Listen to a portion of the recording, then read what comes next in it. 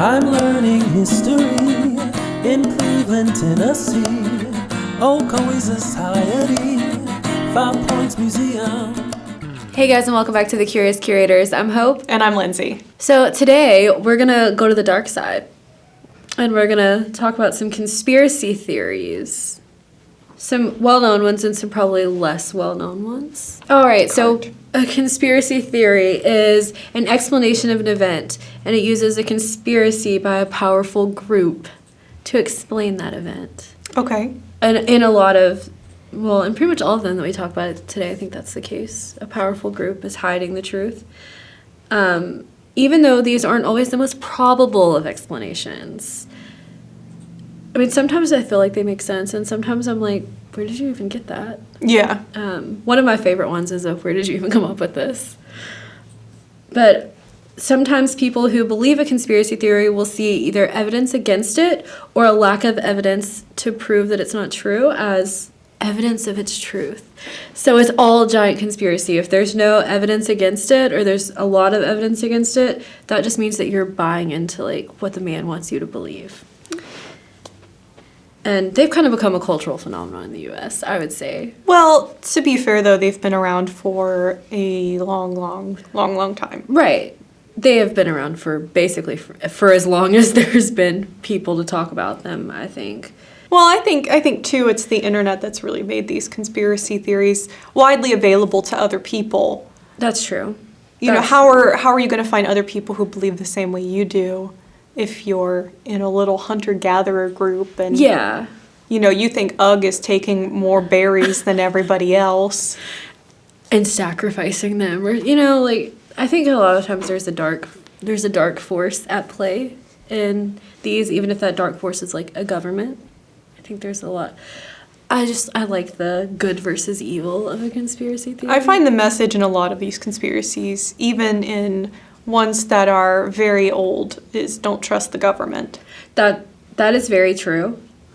I think that's basically the basis of then, of course, when they turn out to be true, then it just proves that same point. Yeah, don't trust the government because they've lied to you or because they've done something extremely shady that you have to wonder how you can overlook. Yeah. I mean, not that there's a lot that you can do. Like, you can be like, well, I don't trust you. Well, cool, see ya. Yeah. Like, they don't care. Yeah. They don't care if we don't trust them. But I think in a way it can be almost like a search for meaning if it's an event that has it's a lot to unpack. Mm-hmm. It can be jarring, or if it's just something that you think, like, I don't think this is a possibility, a conspiracy theory can often explain that for you. And I think that that's kind of the case on our first one, the moon landings. I think, especially in 1969, that was shock and awe. Like, could you imagine having the technology for the first time for men to walk on the moon? I mean, for our whole lives, it's happened. For long before we were born, people walked on the moon. I'd never questioned that. Did you? No. No. But there is a theory that says the moon landings are fake. Yeah. And I think the first time I heard that, I was like, what? Yeah, same. Yeah, so basically the idea that the moon landing was fake first came around in the 1970s with the claim that NASA had faked the moon landing in order to win the space race against Russia. And even today, a quarter of Britons and Russians believe it was fake, and as many as a fifth of Americans. Yeah, I actually threw out the question on social media about this one. I felt like nobody would answer if I had like 20. But I asked on my Facebook if people thought the moon landing was real. And then I did a poll on Instagram. So on Facebook, it seemed to lean a little bit more towards people thinking it was fake. And on Instagram, I had 83% thought it was real and 17% thought that it was fake. Okay. So my Instagram believed it was real and my Facebook leaned more toward being fake. And I have a mix of people from different places, so I thought maybe this would be a good idea, but it was mixed about where people were from. Right. But I didn't realize that many people believed it. Yeah. Well, I mean, it's been around for so long. That's true. The most famous one I think that you hear is that Stanley Kubrick directed it. That actually came around in 1980, and it was theorized by the Flat Earth Society, so a very trustworthy source. Yeah, definitely. And believed that it had been a sponsorship with Disney and Stanley Kubrick to create this set. Because he had just done 2001: A Space Odyssey as well. Yeah. So he was like on track to be able to make space. So the reasons that people give for why they would fake the moon landing, not necessarily just how, but why, is to win the space race, Right. to procure funding for NASA, or to distract from the Vietnam War. So the first one I just want to point out, to win the space race against the Russians. The Russians tracked Yeah. the moon mission. To me, they would not have lied for the U.S. to say they won the space race. Right, exactly, because we were in the middle of the Cold War, and they were doing the same things. Why would they be like, you know what, yeah, they totally did it. Why would when they didn't? confirm and verify that we'd made landing on the moon? It would have been actually more prudent of them to lie and say that we didn't make it to the Yeah, moon. for them to have like more time to make another change, to make another Yeah, go. but they actually confirmed, they verified, they tracked the whole progress with their satellites and confirmed that it happened. They would have loved for it not to happen. Yeah, They and- would have loved to tell everyone that it didn't happen and I that mean, it was a lie. Let's not pretend that Soviet Russia didn't lie, but they usually lied to make themselves look better, not worse. Right. They never lied to make themselves look worse, not on purpose. Right. So, like, I think that is one of the biggest reasons to believe that it's real. Yeah. Because Russia said it was real. Right. And They have every single reason to say it wasn't. exactly. And they never, ever said that. The people that said that were Americans. Yes. So, one of the other things is the funding for NASA, which was written by a man called Bill Kaysing in 1976. He had a BA in English, so, he was very knowledgeable. He said there was a 0.0017% chance of success for this mission to have succeeded. So he definitely got more out of his BA than I did. Yeah, same. Because I'm not sure about you, but in my English classes, we didn't learn statistics. Yeah. See, I have a BA in archaeology. Maybe if I'd gotten it in English, I would have been a mathematician, but maybe I'm wrong. Yeah, I don't know. I guess we just failed. But he claimed that the funding for NASA, it was also used to cover up problems to avoid humiliation and to keep funding. So they had to fake that they did it because they said they were going to be able to do it. Well, but I read NASA's funding was cut way earlier. Well, and not only that, but NASA did have a lot of humiliations, and with deaths and They accidents. still have a lot of humiliations. Yeah, so to cover up this one thing wouldn't have really made sense with all the other times that they've admitted to failures. Yeah, and NASA, usually, I'm pretty sure they had said NASA's budget cuts were cut really early on in the Apollo program. Yeah. So they already knew that this wasn't something that was going to happen every year for the rest of forever. Yeah. It wasn't news when they stopped sending manned missions to the moon. Yeah, and to distract from the Vietnam War was another one.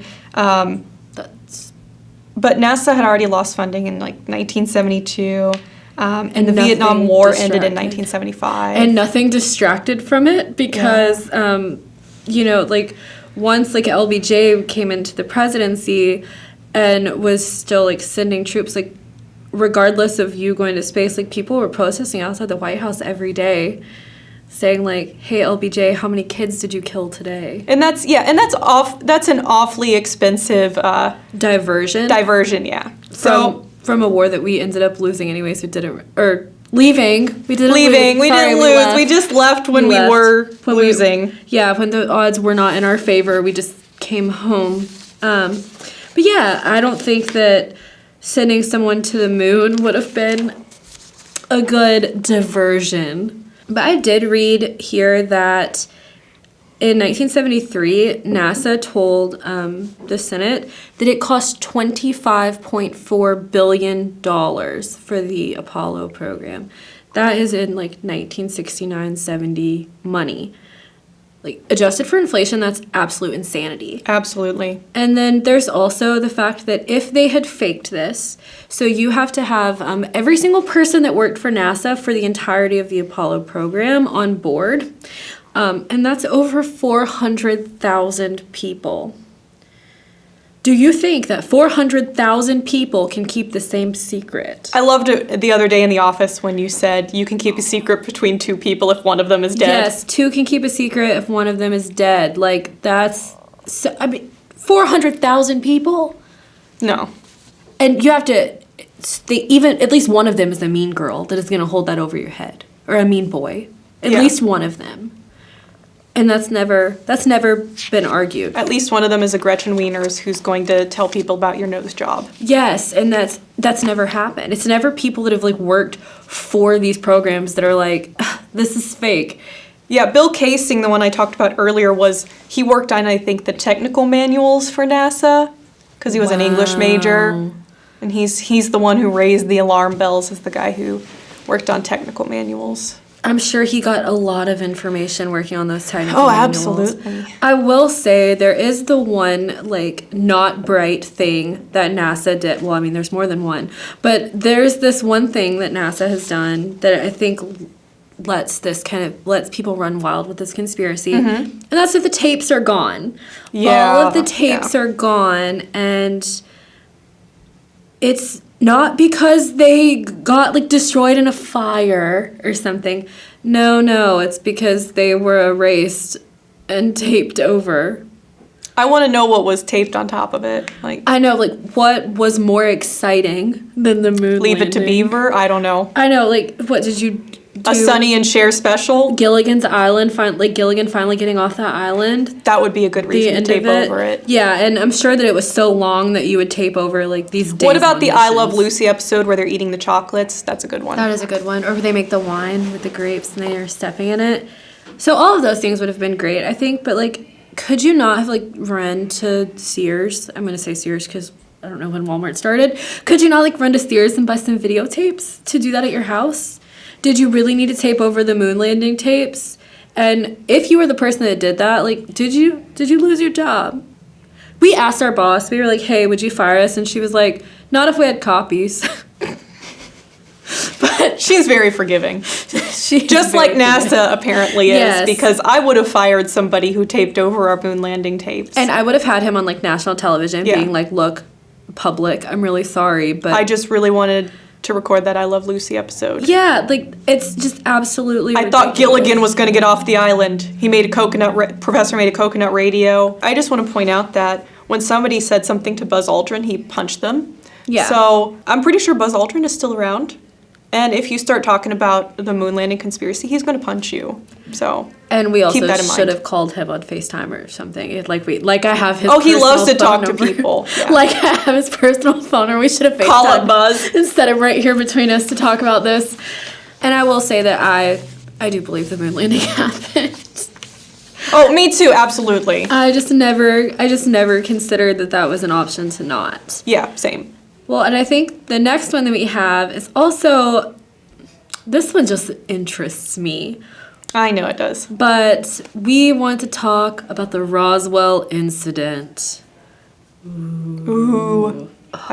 What's that? Can we put X-Files theme music in here, post-edit? Is that copyrighted? Kyle, put some X-Files music in here, post-edit. He gave us a thumbs up, so that means we're gonna. That means we're gonna do it. Oh, it's always been my dream to be Agent Mulder. I would have been Agent Scully. I would have been Mulder, like hunting things. Wish we dressed up for that. I don't have a black suit. We would have gotten you one. Anyways, Roswell, 1947. Maybe June, maybe July. We don't really know. Yeah, unclear. Somewhere in the summer of 1947, right after World War II, starting into the Cold War. From what I understand, an unknown object crashed into some guy's ranch. I think it was 40 miles north of Roswell. Yes, so just an unidentified flying object of some variety. Wow, a UFO. The rancher found it. Yeah. And I believe he called up his local police station, and then they contacted Roswell, which probably would have been like the largest town. Yeah. I think he called up the Air Force Base or the U.S. Army base at Roswell. Yeah. And so they went and they recovered it, and at first they called it a flying disc, but they retracted that the next day and said it was a weather balloon. Right, and I am not really sure, is a weather balloon like a hot air balloon or... Kind of. Because I saw that this man had told the Roswell Daily Record, which I'm going to assume is their daily newspaper, it was a large area of bright wreckage made up of rubber strips, tin foil, a rather rough paper, and sticks. So that's an Army weather balloon? That's the best. So we literally just finished World War II and had airplanes and everything, and that's the best that the Army could do. I guess it kind of just passed on into obscurity for a little while. Mm-hmm. And then in the 1990s and everything, the Freedom of Information Act kind of came around. And the Freedom of Information Act is like either a high point or a low point for a lot of conspiracy theories, it seems like. Yeah, this is when I started to, well, I shouldn't say I was a toddler, but it's the Freedom of Information Act that makes me extremely suspicious of a lot of things now. Right. Because you find out a lot of conspiracy theories were true. Yeah, it makes you start to question things because, I mean, they don't have to give you the information. Right. But it seems like when they do it very begrudgingly because they know that, like, look what I've done. But I guess if they never gave out information, it would look even more suspicious. So you have to pick and choose what's going to be the best. But there were conclusions that I read this, that it said one alien spacecraft crashed outside of Roswell, alien bodies were recovered, and there was a government cover-up. Yeah, so in 1994, the Army came out and said that the weather balloon story had been bogus in a public report. So it's true, it was a cover-up. Yes, and this is what they said, but then it changed later. And now it said it was actually the wreckage of a classified spy device, which is why they had to say it was a weather balloon, called Project Mogul, designed to fly over the USSR with listening devices that were held by high altitude balloons. And here's why I have a problem with that. That it's a stupid reason. You stick balloons on a spy device and just send it over to the USSR and hope that it picks up on an interesting conversation, not just like two radish farmers arguing over whose land is what land. Can we just think of the size of just Russia as a country and then add the rest of the Soviet Union to it? Like, and you don't think people are going to notice balloons in the sky? Like, how are you going to get them there? You're going to have to be very close to release them. And how are you going to get them back? What if there's a storm over the ocean? Granted, I will say, maybe it's true. It is a stupid idea, but we also tried to weaponize bats at one point. At this point, if two people who studied like history, archaeology, and anthropology are going to sit here and destroy your idea, you should agree that it's stupid. Well, okay, maybe so, but I'm just saying we did try to weaponize bats during World War II. That's also a stupid idea. Plenty of people greenlit this idea if it was true. There was also a report that there was an autopsy done on a alien body. That is kind of where we get the little green or gray men theory with the big black eyes. And that video is a hoax. Right. Well, here's what the director said. He said it is a reconstruction of genuine footage he saw. Where did it go? He said it was so badly decayed that he just reconstructed from what he saw. That was so nice of him to do that for us. Wow, and he was really able to get a lot from a few frames of destroyed footage. So good on him. I wish I was that good at doing things like that, honestly. Just looking Here's at my things. problem with Roswell is they keep coming out. So for me, I'm a skeptic always. I am Scully. I will find Occam's razor. The simplest solution is always the real solution. You know, I'm going to say aliens aren't real, the moon landing wasn't faked. I'm anti-conspiracy theorist for a lot of things, but they keep having to come out and say different things, and it just keeps sounding more implausible as you go. In 1997, they said that the alien bodies that were taken from the site were fallen parachute test dummies. So you had fallen parachute test dummies, a spy device meant to go over Russia being held by balloons. Where did the dummies come from, by why the do way? you need someone to parachute off of that? Maybe they were going to parachute into, like, the radish fields that we were talking about earlier and go undercover as farmers so they could have conversations. This is sounding better and better. You know what? Now I'm a believer. This is plausible. And I will admit that the Occam's razor, the easiest thing is that it was an alien crash landing. But here's another theory I really wanted to share with you because I think it's beautiful. Tell me. Joseph Mengele. Oh, good. I always like it when it starts out with just the butcher of Auschwitz. Yes. Devised an experiment to deform children to resemble aliens. Then the Russians, this was Stalin's plan, had an aircraft fly over New Mexico and crash and then the deformed children would come out and make the people think that these children were from Mars and to induce panic in the U.S., but the children died on impact. Oh, who would have thought with a plane crash that people might die on impact? I know. So that was originally the plan, was that Joseph Mengele deformed children to look like aliens. To crash. That is one of the theories about Roswell. Okay, in New Mexico. There's like nothing. Not New York there. City. There's nothing there. Not Chicago, not LA. New Mexico in the middle of nowhere on a rancher's farm. That's super plausible, actually, because I'm sure that Stalin was working with Mengele the whole time. Yeah, because the USSR and the Nazis were buddies during World War II. The whole time. Yeah, just great friends. That's sarcasm, by the way, because I know some people think that the Nazis were communists, or... If you could see us, you would know. So if you're watching the video, you're going to know. But if you're not, That's sarcasm. The Nazis hated the USSR. It was their number one enemy.